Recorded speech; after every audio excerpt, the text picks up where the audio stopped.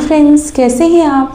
इस वीडियो में मैं डिस्कशन करने वाली हूँ आपके पैरासीटो एग्जामिनेशन, जो फर्स्ट एग्जामिनेशन होता है एक्सटर्नल में मेनली, तो उसके सबसे ज़्यादा इंपॉर्टेंट क्वेश्चंस या फिर सबसे ज़्यादा आने के चांसेस किन क्वेश्चंस की हैं। अब देखिए, जितना भी मैं यहाँ पास वीडियो बनाऊँगी थोड़ा वीडियो लंबा हो जाएगा, लेकिन मैं ये आपको इंश्योर करती हूँ कि अगर आपने पूरा वीडियो देख लिया तो आपके एक दिमाग में पूरा माइंड मैप बन जाएगा कि लाइक मुझे हाँ ये वाले क्वेश्चन को ज़्यादा टाइम देना है, इनको ज़्यादा टाइम देना है।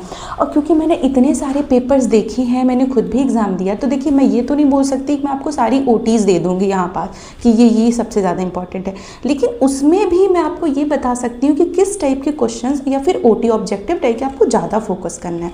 क्योंकि जो टीचर्स होते हैं ना, वो स्पेसिफिक एक ही रेंज पे मोस्टली क्वेश्चंस, अभी जितने मैंने पेपर देखा तो एक रेंज पे ही क्वेश्चंस दे रहे हैं। तो OT ऐसा है कि इतनी पैरासीटो में इतनी टफ भी नहीं आती है, लेकिन हाँ जो क्वेश्चंस है ना वो रेंज थोड़ा इधर उधर कवर कर लेता है। तो मैंने ये ट्राई किया है कि मैं जितने भी लॉन्ग हैं शॉर्ट हैं सारे ही मैं कवर कर दूं, जो बहुत ज़्यादा इंपॉर्टेंट है। लाइक मैंने पूरा चैप्टर नहीं कर दिया इसमें, मैंने सारे छाट के क्वेश्चंस दिए हैं। लेकिन अगर आप इन क्वेश्चंस को बहुत अच्छे से तैयार कर लोगे तो आपको बहुत ही ईजिली पेपर बन जाएगा।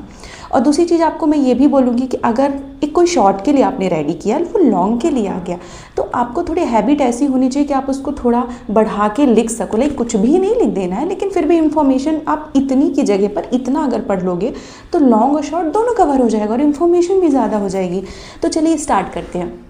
तो सबसे पहला जो मैंने देखा क्वेश्चन जो काफ़ी ज़्यादा आया है वो स्नोआ पैड के ऊपर आया है। अब स्नोआ पैड में आपको फुल फॉर्म भी देखना है और इसमें ट्रू फॉल्स आते हैं। ट्रू फॉल्स कैसे आते हैं, इसके कुछ जो है ना, तो इसके रूल्स और रेगुलेशन है। तो रूल्स जो हैं वो आपके ट्रू फॉल्स में आ जाते हैं, लाइक कि स्नोआ पैड के जो भी रूल्स और रेगुलेशन थे क्या ये करेक्ट है या फिर ये इनकरेक्ट है। तो उस तरीके से आप देख लेना। मैंने जब पेपर दिया था ना, तो हम एक्सपेक्ट ये करते कि स्नोआ पैड जो जनरली शॉर्ट के लिए आता, बट हम लोग के एग्जाम में लॉन्ग के लिए आया था। तो मैंने इसमें सारे रूल्स वगैरह पढ़े थे और ये होता क्या है, फुल फॉर्म वगैरह, बस इतना ही इनफ है इसके लिए। नेक्स्ट है जो एक क्वेश्चन मैंने देखा कि काफ़ी रिपीट, जो बहुत जनरल वाला सा क्वेश्चन है, क्योंकि आप पैरासिटोलॉजी पढ़ रहे हो तो पैरासाइट क्या हमारी बॉडी पे हार्मफुल इफेक्ट करते हैं वो तो आपको बेसिकली पता होना चाहिए। तो ये जो क्वेश्चन है ना वो लॉन्ग के लिए बिल्कुल आ सकता है कि harmful effect caused by the parasite in the host body. तो आप ये पूरा लॉन्ग के लिए तैयार करना, ठीक है। फिर नेक्स्ट जो इम्पोर्टेंट, बहुत ही ज़्यादा इंपॉर्टेंट क्वेश्चन है लिवर फ्लूक के बारे में, दैट इज़ फैशियोला के बारे में। तो आपने देखा होगा, एक तो ये फैशियोला का लॉन्ग में आपका आता है, लॉन्ग में आएगा दैट इज़, और लॉन्ग में ना आपको पैथोजेनेसिस हो गया, डायग्नोसिस हो गया, ट्रीटमेंट हो गया, कंट्रोल हो गया, और हर एक लाइक अगर फैशियोला है तो फैशियोला के भी अपनी क्या है स्पेसिफिक एक हम ड्रग देते हैं, जनरली उसमें भी हम ड्रग देते हैं, लाइक हर एक की अपनी कोई ड्रग ऑफ चॉइस होती है। तो वो आपको याद रखनी है। ये आपके मैच द कॉलम में आता है कि किसके लिए कौन सी ड्रग ऑफ चॉइस है। लाइक सिस्टोड के केस में हम क्या देते हैं और ट्रिमेटोड के केस में क्या देते हैं, निमेटोड्स के केस में क्या देते हैं। तो वो आपको एक चार्ट बना लो आप और उसमें ड्रग ऑफ चॉइसेस सारी लिख लो। और फिर इसके बाद अगर मैं बात करूं तो नेक्स्ट जो आपका क्वेश्चन है that is an difference of the eucestoda and cotyloda. ये जनरली शॉर्ट में आएगा, लॉन्ग के लिए नहीं, लेकिन हाँ काफ़ी इंपॉर्टेंट क्वेश्चन है, ये आप देख लेना।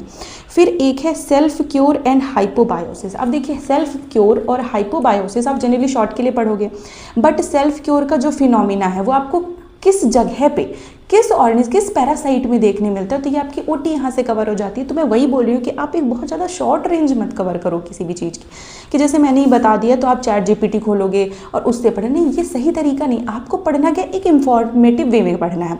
तो उससे क्या होगा कि उस टॉपिक से रिलेटेड, क्योंकि ये इंपॉर्टेंट तो है ही, तो हो सकता है ना कि पॉसिबिलिटी कि OT भी कवर हो इससे, तो OT भी आपकी कवर हो जाएगी। हो सकता है, ये ध्यान रखिएगा, थोड़ा वीडियो बड़ा हो जाए, लेकिन इसके बाद आपके पास पूरे क्वेश्चंस का एक बैंक तैयार होगा। आप लिखते रहोगे तो बहुत ही इजी होगा आपके लिए। तो आप एक पेपर में लिखते भी रहो, क्योंकि आगे मैं कुछ ऐसी OT भी बताऊंगी जो बहुत इंपॉर्टेंट है। फिर नेक्स्ट है, आपने जनरल पैरासिटोलॉजी में पढ़ा होगा इम्यूनिटी के टाइप, लाइक स्टेराइल है, कॉन्कोमिटेंट इम्यूनिटी है, ठीक, और इनेट इम्यूनिटी वगैरह वगैरह, एक्वायर्ड इम्यूनिटी, इनेट इम्यूनिटी, सब कुछ पढ़ा होगा। तो इम्यूनिटी के बारे में तो आप बिल्कुल पढ़ ही लेना, शॉर्ट के लिए काफ़ी इंपॉर्टेंट है। साथ में इसके एग्जाम्पल्स भी आ सकते हैं, लाइक ट्रू फॉल्स में आ सकता है, ठीक है। फिर है टेपवर्म। अब tapeworm of poultry and dogs में, डॉग्स के और पोल्ट्री के टेपवर्म आपको याद रखने हैं, ठीक। ऐसे क्वेश्चन आता है कि आपको एनलिस्ट करने होते हैं टेपवर्म पोल्ट्री के या फिर डॉग का आ जाएगा। तो आपको नाम याद है, मिनिमम 5-6 जितने भी हैं तो आप याद रखोगे उसको, स्टार्टिंग में लिख दोगे तो अच्छा लगेगा, इंप्रेशन भी अच्छा पड़ जाएगा। और दूसरी चीज़, ऐसा नहीं देता कि सिर्फ पोल्ट्री के टेपवर्म के बारे में लिखने को दे दिया, ठीक है, नाम लिखने को देगा और एक स्पेसिफिक किसी के बारे में देगा। जैसे पोल्ट्री के केस में मोस्ट पैथोजेनिक स्पीशीज़ के बारे में पूछता है, ठीक है, डेवेनिया के बारे में पूछता है, डेवेनिया प्रोग्लोटिना के बारे में पूछता है, तो अगर मोस्ट पैथोजेनिक स्पीशीज़ है तो आप उसके बारे में पूरा एक्सप्लेन करोगे। अब एक्सप्लेन तो सारा ही करना पड़ेगा कि लाइक पैथोजेनेसिस क्या हो रही, क्या हमें साइन देखने मिलते हैं, हम क्या उसकी डायग्नोसिस कैसे करते हैं, ट्रीटमेंट एंड कंट्रोल, सारी चीज़ें आपको लिखनी, तो काफ़ी ज़्यादा पेजेस भी कवर हो जाएंगे।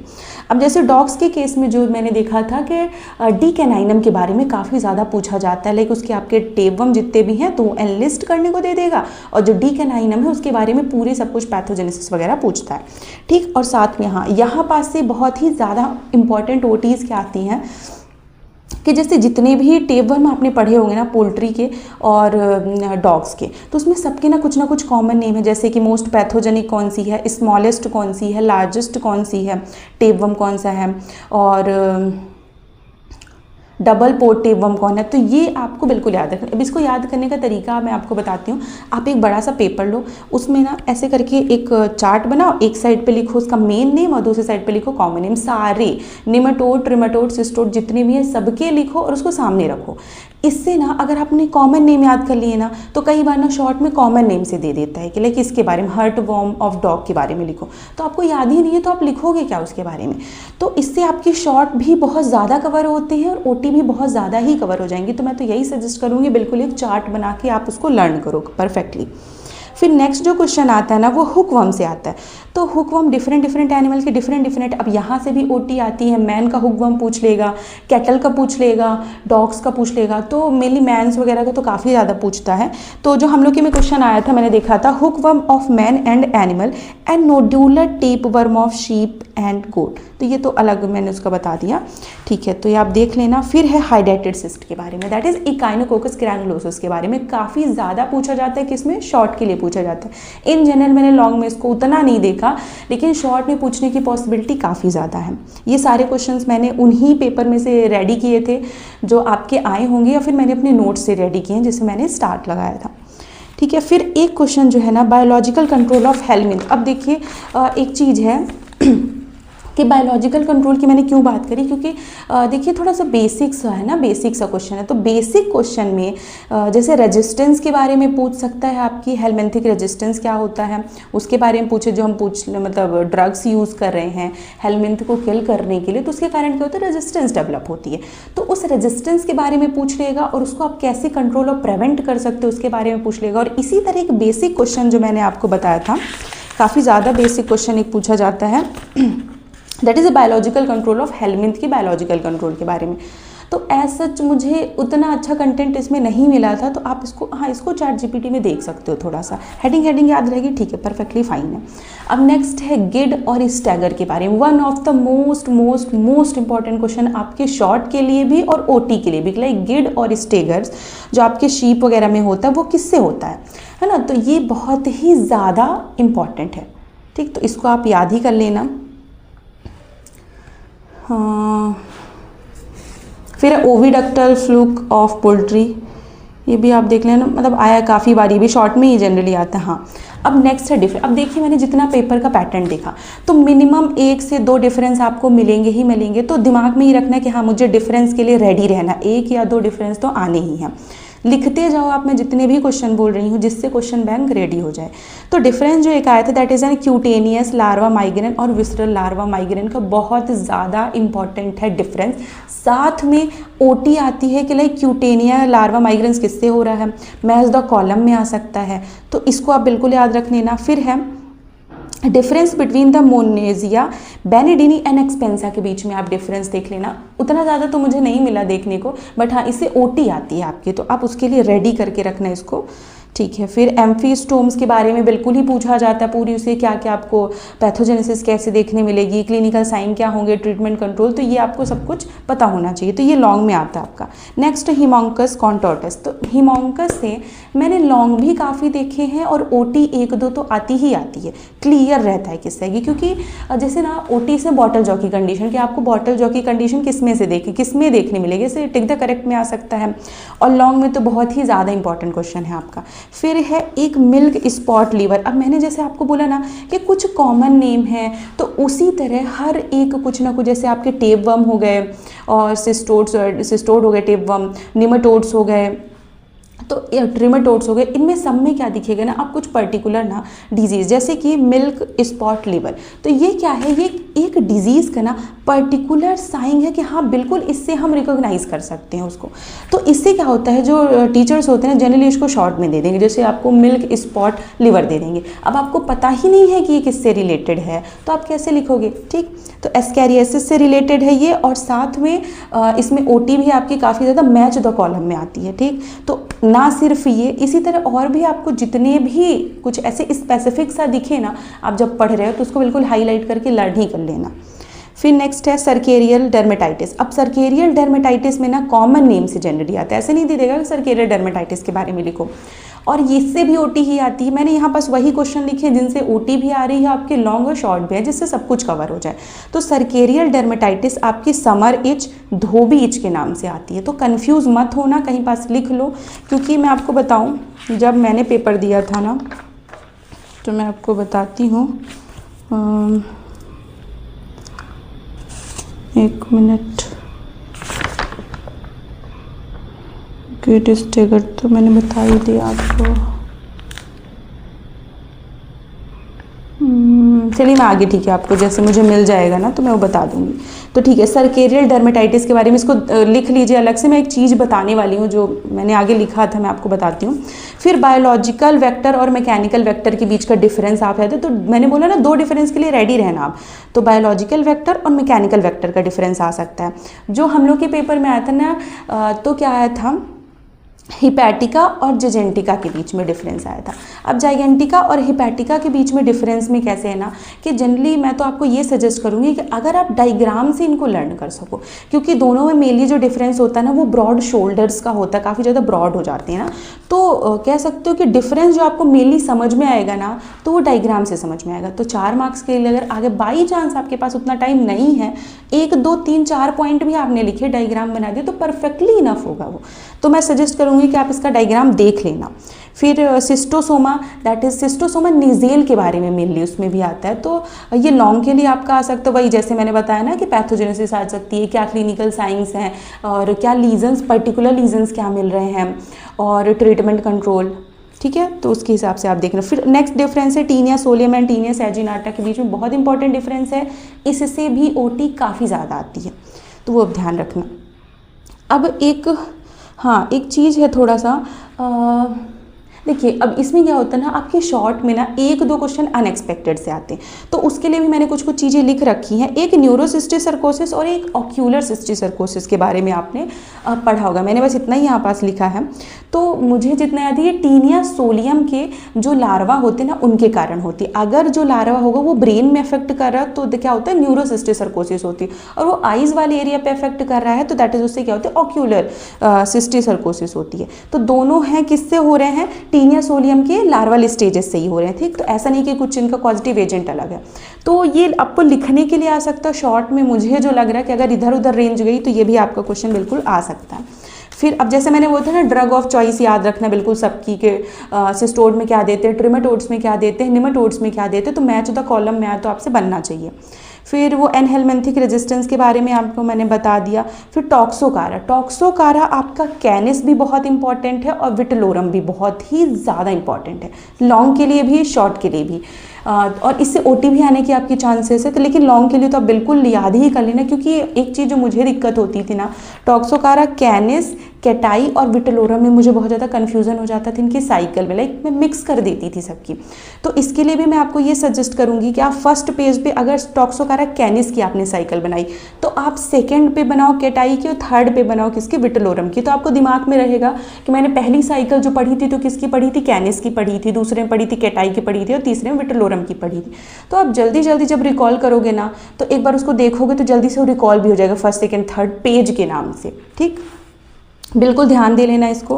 फिर है टाइप ऑफ पैरासाइट। हम लोग के ना एक एग्जाम में लॉन्ग क्वेश्चन पे आ गया था टाइप ऑफ, सारे टाइप ऑफ पैरासाइट्स वगैरह लिखने थे, तो ये तो उतना एक्सपेक्टेड क्वेश्चन नहीं था, बट ठीक है, उतना टफ भी नहीं था। What is parasite and types of parasite आया था, तो ईजी ही क्वेश्चन था। लेकिन जो चीज़ एक्सपेक्टेड है दैट इज इससे ओटी आने के चांसेस है ना, डिफरेंट पैरासाइट, आपके जितने भी पैरासाइट्स होंगे सब कुछ आप देख लेना, तो ओटी आने के चांसेस है वहाँ से। सेल्फ क्योर मैंने आपको पहले बताया था कि सेल्फ क्योर किन में देखने मिलता है, वो भी आप देख रहे, जैसे हिमोंकस में सेल्फ क्योर का फिनोमिना देखने मिलता है, होता क्या है वो आप शॉर्ट के लिए रेडी कर लेना। फिर अब देखिए ट्रेमाटोड की जो लाइफ साइकिल है उसमें हमें क्या डिफरेंट स्टेजेस देखने मिल रही थी, लाइक मेरासीडियम की देखने मिल रही थी, स्पोरोसिस्ट की देखने मिल रही थी, रेडिया की देखने मिल रही थी, और क्या था, सर्केरिया और मेटासर्केरिया, सर्केरिया और मेटासर्केरिया की कंडीशन, मतलब स्टेजेस देखने मिले थे। अब इनमें क्वेश्चन क्या आते हैं कि देखिए ये है ना सब सारी स्टेजेस हैं, तो उनके स्ट्रक्चर भी थोड़े डिफरेंस ही होते हैं, तो स्ट्रक्चर आप दिमाग में रखना कि लाइक किसका ट्रायंगुलर शेप होता है, ठीक है, थोड़ा सा ट्रायंगल जैसा देखने मिलता है, और जैसे मेरासीडियम का हमारा ट्रायंगुलर शेप रहता है ना, तो ऐसा कुछ ओटी में अगर आ गया ना तो काफ़ी आपको ईजी होगा। और साथ में जो मोस्ट इंपॉर्टेंट चीज़ ये आती है यहाँ से कि लाइक किन में हमें कौन सी स्टेजेस नहीं देखने मिलेगी, ठीक है, तो वो आप देख लेना कि किस में मेरासीडियम नहीं देखने मिलेगा, किस में रेडिया ही नहीं प्रेजेंट, वो स्टेज नहीं प्रेजेंट रहती है, तो यहाँ से ओटी आपकी बहुत ज़्यादा इंपॉर्टेंट वाली आती है। फिर है most important that is type of cercaria, ठीक, अभी मैंने इनको बताया ना कि आपकी स्टेजेस लाइफ साइकिल में जो ट्रेमाटोड की स्टेजेस थी, अब उसमें एक क्या है, बीच में सर्केरिया है, फिर उसके लास्ट में क्या आता है, मेटा सर्केरिया आता है, तो सर्केरिया जो होते हैं वो भी डिफरेंट टाइप्स के हो सकते हैं, तो आप पेज में इसको लिख लो। तो जो सबसे इंपॉर्टेंट जो आता है दैट इज इन फेशियोला में जो सर्केरिया होता है वो किस टाइप का रहता है, दैट इज इन जिम्नोसिफिलस टाइप का रहता है, वो लिख लो आप। डिक्रोसीलियम में किस टाइप का रहता है, जिफिडियो टाइप का रहता है, स्टाइलेट टाइप का रहता है, ठीक है, और या फिर इसको विट्रीना भी कहते हैं, कहीं पेज में लिख लो, मैं बोल रही हूँ। फिर है सिस्टोसोमा में जो होता है वो फर्कोसर्कस सर्केरिया होता है, और पैरागोनिमस में जो होता है वो माइक्रोसर्कस सर्केरिया होता है, और एम्फीस्टोम्स में होता है सर्केरिया पिगमेंटाटा। तो इससे क्या होता है कि आपका मैच द कॉलम में जनरली आ सकता है, टिक द करेक्ट में भी आ सकता है, क्योंकि जिसका मैंने ये देखा ना कि जिसकी ओटी अच्छी चली गई ना तो आपका थोड़ा ऊपर नीचे भी हो जाता है रिटर्न ना, तो उतनी प्रॉब्लम नहीं होती, तो इसलिए मैं इतनी रेंज कवर करी। अब देखिए मुझे भी अब इतना तो नहीं याद है सब कुछ, लेकिन इतना मुझे याद था कि लाइक कहाँ की रेंज कवर होती है, तो मैं सारी ओटी भी नहीं बता सकती आपको यहाँ पास, जो इंपॉर्टेंट है वो बताती जा रही हूँ। और हाँ, वो जैसे मिल्क स्पॉट वाले मैंने बोला था, स्पेसिफिक चीज़ों का आप ध्यान रखना। हाँ, अब है कॉमन नेम।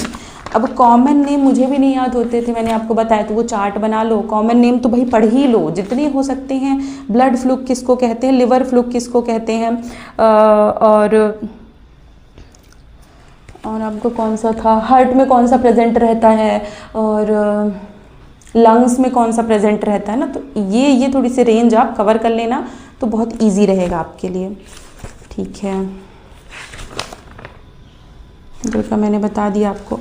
फिर हाँ, अब सबके एग होते हैं डिफरेंट, ठीक, अब एग की डिफरेंट उसमें कैरेक्टरिस्टिक होती है, तो ऐसे देखिए एग वाला जो पोर्शन है ना वो उतना ज़्यादा टच नहीं करते, बट क्योंकि जो चीज़ें नहीं टच हो रही तो पॉसिबिलिटी और ज़्यादा हो जाती है, तो एग की कैरेक्टरिस्टिक आप ओटी के लिए ध्यान रख लेना, ठीक है। अब एक और, जैसे एग की कैरेक्टरिस्टिक मुझे याद है, तो मुझे याद है कि ओवा की कैरेक्टरिस्टिक जो थी दैट इज सिस्टोसोमा में, स्पेशली सिस्टोसोमा स्पीशीज़ में हम लोग के भी एग्जाम में मुझे याद है आई थी, ये फिलअप की उसमें आई थी कि लाइक ओवा की डिफरेंट, जैसे सिस्टोसोमा स्पीशीज़ होते हैं ना तो उनके ओवा जो होते हैं थोड़े अलग से डिफरेंट से स्ट्रक्चर वाइज देखने मिलते हैं, जैसे कि एक जो होता है वो नेपोलियन हैट टाइप का, जैसे नेपोलियन का आपने हैट देखा तो उस टाइप का हमें देखने मिलता है, तो किसका होता है, सिस्टोसोमा स्पेंडेल का होता है। नेक्स्ट है, लिख लीजिए आप, बूमरैंग शेप जो होता है वो सिस्टोसोमा नेजेल का होता है। सब टर्मिनल स्पाइन किसमें प्रेजेंट रहती है, सिस्टोसोमा ज़ेपोनिकम, जो हम लोग के में जनरली यही क्वेश्चन आया था, ठीक है, और स्विस में भी प्रेजेंट रहती है। लेटरल स्पाइन किसमें प्रेजेंट रहती है, सिस्टोसोमा मानसोनी में प्रेजेंट रहती है, तो ये आप लिख लेना, अच्छे से इसको याद कर लेना। अब नेक्स्ट जो शॉर्ट आता है वो इमेच्योर एम्फीस्टोमोसिस से आता है, जिसको कि हम बिसी रोग भी कहते हैं, पिट्टू गिलर भी कहते हैं, तो इस बिसी रोग से भी आपके आ सकता है जनरली ना, तो कॉमन नेम तो मैंने बोला ना शॉर्ट में ऐसे ही दे देते हैं, और आपको समझ में नहीं आएगा लाइक कि ये किससे रिलेटेड था, और अगर आपको समझ में उस टाइम पे वो नहीं आया लाइक बिसी रोग किससे हो रहा है तो आप कुछ भी नहीं लिख पाओगे, आपको आइडिया ही नहीं है वो किससे रिलेटेड है, तो इसलिए मैं बोल रही हूँ कॉमन नेम और ऐसे स्पेसिफिक वाली चीज़ें तो याद ही रखना। अब जैसे टेपवर्म के केस में एक एक्सेप्शनल जो मतलब ओटी टाइप का आता है, तो जनरली जो हमारे टेपवर्म होते हैं वो कहाँ प्रेजेंट रहते हैं, स्मॉल इंटेस्टाइन में प्रेजेंट रहते हैं, बट इसमें भी क्या है 2-4 अपने एक्सेप्शनल केस होते हैं, जैसे कि स्टेलेशिया हिपैटिका, हिपैटिका टर्म से समझ लो कि लिवर में प्रेजेंट रहता है। और क्या है एनोप्लोसिफेला परफोलियाटा कहाँ प्रेजेंट रहता है, इलियोसीकल वाले पॉइंट पे प्रेजेंट रहता है, तो ये भी एक्सेप्शनल है, ठीक है। फिर है ट्राइसेनोसोमा एक्टिनोइडस, देखिए जो मैंने एक और बताया था ना एनोप्लोसिफेला परफोलियाटा, एज सच उतना एक्सेप्शनल नहीं है, क्योंकि है तो वो इलियोसीकल वाले पार्ट पे प्रेजेंट है, तो कहीं ना कहीं उतना ज़्यादा टीचर के दिमाग में नहीं आता कि स्मॉल इंटेस्टाइन इलियोसीकल, तो उतना ज़्यादा नहीं पूछते, लेकिन स्टेलेशिया हिपैटिका जनरली पूछा जाता है, और ट्राइसेनोसोमा एक्टिनोइडियस पूछा जाता है, ये बाइल डक्ट में प्रेजेंट रहता है। तो ये दो, पहला और जो तीसरा, ये ज़्यादा इंपॉर्टेंट है आपका। फिर है लाइफ साइकिल किसकी, टेपवर्म की। अब आपने टेपवर्म की ना, सबकी एक अपनी क्या होती, कॉमन लाइफ साइकिल होती, लाइक ठीक है, उसमें जो आप क्लासिफिकेशंस और देखोगे तो उसकी अलग अलग लाइफ साइकिल रहती है, लेकिन जैसे निमाटोड की अपनी कॉमन लाइफ साइकिल होती है, ट्रिमेटोड की कॉमन लाइफ साइकिल होती है, टेपवर्म्स की दैट इज सिस्टोड्स की भी एक कॉमन लाइफ साइकिल होती है। तो उसकी क्या होगी, जनरली मैंने तो देखा है कि सबसे ज़्यादा अगर कॉमन लाइफ साइकिल पूछता है तो वो टेपवर्म्स की पूछता है कॉमन लाइफ साइकिल। तो टेपवर्म की आप कॉमन लाइफ साइकिल जब पढ़ोगे तो आपने एक और चीज़ देखी होगी, उसमें जितने भी मेटासिस्टोड हैं, एक मेटासिस्टोड जो प्रेजेंट है, उसकी लार्वल स्टेजेस जो हैं उनके डिफरेंट नाम हैं, ठीक है। अब अपने को वहाँ पास ठीक है नाम तो याद रहते हैं, बट जो एग्जाम में पूछ लिया जाता है कि स्ट्रक्चर बता दो, लाइक कैसा है, तो स्ट्रक्चर के लिए ना आप क्या कर सकते हो, बुक से भी देख सकते हो, नेट में भी सर्च कर सकते हो, और आपके प्रैक्टिकल की बुक में भी दिया हुआ है, तो आप वहाँ से थोड़ा आइडिया आपको अगर हो जाएगा ना, एटलीस्ट ये तो पता रहे कौन सर्कुलर सा है, कौन दूसरे शेप का है ना, कौन से ऐसे एलोंगेटेड टाइप का, इतना थोड़ा सा बेसिक नॉलेज रहे तो ईजी रहेगा आपके लिए। फिर ऑटो इन्फेक्शन शॉर्ट के लिए। अब हाँ, यहाँ पास ना प्रीवियस अगर आपने देखा होगा तो एक और चीज़ देखी होगी, मैच द कॉलम में स्पेसिफिक टेस्ट रहते हैं। अब सारे टेस्ट मेरे पास इतना वो नहीं था कि मैं सारे टेस्ट लिख सकूं, और मुझे सही बताऊं मुझे सारे अभी याद भी नहीं हैं। तो जो टेस्ट है ना, जो मुझे इंपॉर्टेंट 2 याद आ रहे थे, तो इसके बाद भी और जितने भी टेस्ट होते हैं आप सारे ही देख लेना, जितने भी टेस्ट होते हैं, क्योंकि बहुत ज़्यादा आई गेस 10-15 तो टेस्ट होंगे ही होंगे, बट उसमें से जैसे मैंने कैसोनी टेस्ट देखा था इकाइनोकोकस ग्रैनुलोसस के केस में, तो मैच द कॉलम मैंने इधर साइड कैसोनी टेस्ट दे देगा, इधर साइड कहीं पास से एक वो रहेगा अपना ग्रैनुलोसा वाला प्रेजेंट रहेगा इकाइनोकोकस, तो उसको आपको मैच द कॉलम में, और एक नहीं देगा 2-3 टेस्ट देगा जिससे आप कंफ्यूज हो सको, जैसे कि सेलोफेन टेप वाला जो देता है, और जो हम टेप वाला, टेप से रिलेटेड अगर आपको कुछ भी, तो टेप से हम क्या होता है उसके एग्स के लिए से मतलब कह सकते हो कि कहीं बार हम चिपका देते हैं, फिर उसको जब निकालते हैं टेप को तो उसमें उसके एग्स जो है वो प्रेजेंट रहते हैं। तो ये जनरली किसके लिए होता है, ऑक्स्यूरिस इक्वाई के लिए यूज़ किया जाता है, ठीक है ना। अब हम आ गए हैं हाँ, अब देखिए एक आपने देखा होगा कि जो निमाटोड की स्टार्टिंग में आपने पढ़ा होगा बेसिक स्ट्रक्चर वाला पार्ट, तो वहाँ पास आपके टीचर ने भी बताया होगा कि निमाटोड्स के जो ईसोफेगस होते हैं, लाइक उसके डिफरेंट टाइप ऑफ ईसोफेगस होते हैं। तो मैंने बोला ना थोड़ा वाइड रेंज कवर करके चलो, तो जो निमाटोड्स होते हैं उसमें टाइप ऑफ ईसोफेगस आ सकता है ओटी में, और शॉर्ट के लिए इंपॉर्टेंट है, एक बार देख लें, थोड़ा नाम तो एटलीस्ट याद रहे। फिर हाँ, अब यहाँ पास आपके निमाटोड, अब निमाटोड जैसे मैंने टेपवर्म का आपको बताया कि टेपवर्म जो जनरली होते हैं तो स्मॉल इंटेस्टाइन में प्रेजेंट रहते हैं, और मैंने उसमें इंपॉर्टेंट जो आपको एक तो बहुत ही ज़्यादा जो इंपॉर्टेंट बताया कि लाइक लिवर में प्रेजेंट है तो स्टेलेशिया हिपैटिका है, तो वो एक्सेप्शनल केस है। अब इसी तरह ना निमाटोड के केस में आपके लाइक एग्जाम में पूछ लेगा कि कौन से निमाटोड्स जो होते हैं वो एबोमेसम में प्रेजेंट रहते हैं, कौन से निमाटोड आपके स्मॉल इंटेस्टाइन में प्रेजेंट है, कौन से लार्ज इंटेस्टाइन में प्रेजेंट है, और कौन से लंग्स में प्रेजेंट है। तो आप इसका भी एक पूरा चार्ट बना लो, तो लाइक एनलिस्ट तो आपको याद रहेगा, और उसमें कोई एक पर्टिकुलर के बारे में वो पूछ लेगा, तो वो आपके लिए बहुत ईजी होगा अगर चार्ट आप बना लोगे। और नेक्स्ट आता है लंगवॉर्म, आपका आता है डिक्टियोकैरिडी फैमिली का, जो डिक्टियोकैलस वी पैरासिट, तो सारे ही उसके देख लेना, एक शीप गोट का क्या है, कैटल्स का क्या है, तो सबके देख लेना आप, ठीक। और हालांकि इसकी जो लाइफ साइकिल है वो तो कॉमन नहीं रहती है, ऐसा कुछ इतना डिफरेंस नहीं रहता है, तो लंगवॉर्म याद रखना आप।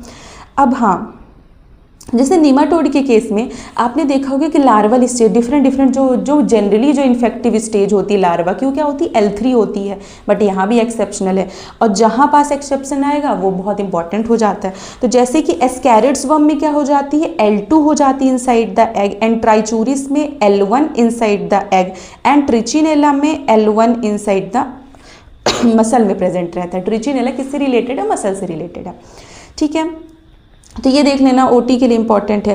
देन नेक्स्ट जो है शॉर्ट में आपका आता है हुज आता है हस्क या फिर बर्मियस ब्रोंकाइटिस। तो हुज हस्क से थोड़ा आपको समझ में आ रहा है कि लाइक लंग से रिलेटेड है।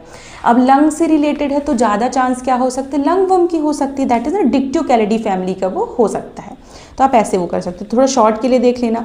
फिर आपके जो टीचर्स होंगे ना उन्होंने प्रैक्टिकल एग्जामिनेशन में आपका फीकल एग्जामिनेशन करवाया होगा। अब फीकल एग्जामिनेशन के बेसिस पे उन्होंने कुछ चीज़ें आपको बताई होगी कि लाइक कौन से हमें किस जो पैरासाइट्स होते हैं उनके जो एग होते हैं वो हमें फ्लोटेशन में मिलते हैं और इनके किनके हमें एग सेडिमेंटेशन में मिलते हैं। तो वो आप पूरे देख लेना। टॉक्सोकारा कैनिस के बारे में इंपॉर्टेंट मैंने बोला था, विटिलोरम बोला था। नेक्स्ट शॉर्ट में जो इंपॉर्टेंट ऑक्स्यूरिस इक्वाई का इंपॉर्टेंट है। नेक्स्ट है डिफरेंस है, थोड़ा सा ब्रॉड रेंज पे है। बायोहेल्मिंथ एंड जियोहेल्मिंथ, थोड़ा सा एक आध दो लाइन देख लेना इसके बारे में भी। नेक्स्ट है क्यूटेनियस हेब्रोनेमोसिस, दैट इज हेब्रोनेमा के बारे में आपने पढ़ा ही होगा। तो उसके कारण जो होती है जो क्यूटेनियस हेब्रोनेमा के कारण में जो क्यूटेनियस कंडीशन होती है तो उसको हम क्या कहते हैं? हाँ यही मैं बोल रही थी, समर सोर, जैक सोर, बरसाती। बरसाती जो टर्म है ना वो जब मैं पेपर दे रही थी ना तो मेरे को इससे पहले मैंने आपको क्या बताया था? सर्केलियर डर्मेटाइटिस के बारे में बताया, दैट इज धोबी इच। तो मैं इन दोनों को कंफ्यूज कर लेती थी। तो पेज में ना ऊपर नीचे आप लिख लेना तो जिससे आप जस्ट कंपेयर कर सको, लास्ट मोमेंट पे भी कंपेयर कर सको। तो जो क्यूटेनियस हेब्रोनेमोसिस होती है उसको हम समर सोर, जैक सोर, बरसाती भी कहते हैं, ठीक है ना। तो इसको आप इसको ग्रैनुलर डर्मेटाइटिस भी कहते हैं। तो कहीं ऊपर नीचे ही लिखना, मैं बिल्कुल बोल रही हूँ, वहाँ कंफ्यूज हो जाओगे, ठीक है। फिर है oesophageal tumour worm, that is spirocerca lupi, ठीक है।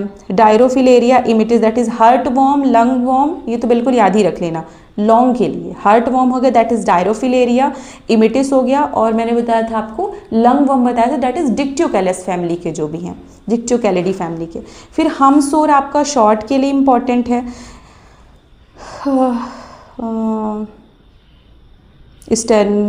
स्टेफेनोफिलेरिया, ठीक है, हमसोर मैंने बता दिया आपको। हाँ फिर एक और इम्पॉर्टेंट आपका शॉर्ट है, क्योंकि शॉर्ट इधर उधर थोड़े आने के चांसेस है। तो एक आता है आपका lumbar paralysis in the sheep and goat, और कुमरी इन हॉर्स। कुमरी इन हॉर्स के नाम से आने के चांसेस ज़्यादा हैं, तो इसको आप देख लेना। ये अपनी जो होती है ना सिटेरिया, सिटेरिया इस स्पीशीज़ के मतलब पॉजिटिव एजेंट जो इसका होता है वो सिटेरिया की स्पीशीज़ होती है। उसमें भी जो दो मेन इंपॉर्टेंट होती है दैट इज डिजिटाटा और सर्वाई जो होते हैं, सर्वाई होती है। तो इसको देख लेना। इन जनरल ये शॉर्ट में ही पूछा जाता है, लॉन्ग में उतना ज़्यादा पॉसिबिलिटी नहीं है, बट थोड़ा सा मैंने बोला ना नाम जो आएगा वो कुमरीन हॉर्सेस के नाम से आएगा। फिर ट्रिचिनेला, ट्रिचिनेला पॉर्क वर्म हो गया, गार्बेज वर्म के। तो ट्रिचिनेला तो आपने सुनेगा, तो मसल्स में जाके वो जो भी अपना एक्शन वो मसल्स में जाके करता है, प्रेजेंट रहता है, तो वो हो गया इंपॉर्टेंट है। ट्राइचोरियस विप वर्म इंपॉर्टेंट है। Kidney worm of dog, that is an dioctophyma renale. Kidney worm, lung worm, heart worm, blood flukes, liver flukes, ऐसी जो कॉमन नेम है ना वो सारे ही आप याद रखो। नेक्स्ट, ठीक है, ये जितना है ना तो सारा कवर हो गया। अब एट लास्ट में आपको चीज़ बोलना चाहूँगी कि अगर आपको ना जैसे ओटी है तो ओटी अगर आपको सारी नहीं आ रही ना तो मैं उसमें आपको सजेस्ट ये करूँगी कि आप ना स्टार्टिंग से पैनिक मत हुआ करो और सारी चीज़ें भरा मत करो, ठीक है। आप एक बार ना ओटी को थोड़ा थोड़ा जल्दी जल्दी जब देख लोगे, जो नहीं बन रहे उनको छोड़ते चले जाओ। कई बार क्या होता है कि जो मैच द कॉलम है उसके कई आंसर हमको मे भी हो सकता है एमसीक्यू में मिल जाए, एमसीक्यू वाले ट्रू फॉल्स में मिल जाते हैं, और इनके जो दोनों होते हैं तो हमको कई बार फिलअप में मिल जाते हैं ना। फिर फिलअप कह सकते हो, इन सब का मिला के हम फिलअप को यूज़ कर सकते हैं उसका आंसर। तो ये चीज़ें मेरे को बहुत हेल्प करी थी। दूसरी चीज़, आप आंसर जब भी लिख रहे हो तो पहला आंसर वहाँ से स्टार्ट करो जो आपको बहुत अच्छे तरीके से आता है, लाइक बहुत ज़्यादा अच्छा आप उसको प्रेजेंट कर सकते हो। मैं ये नहीं बोल रही कि बहुत ज़्यादा टाइम, आधा एक घंटे आप एक ही आंसर पे दे दो।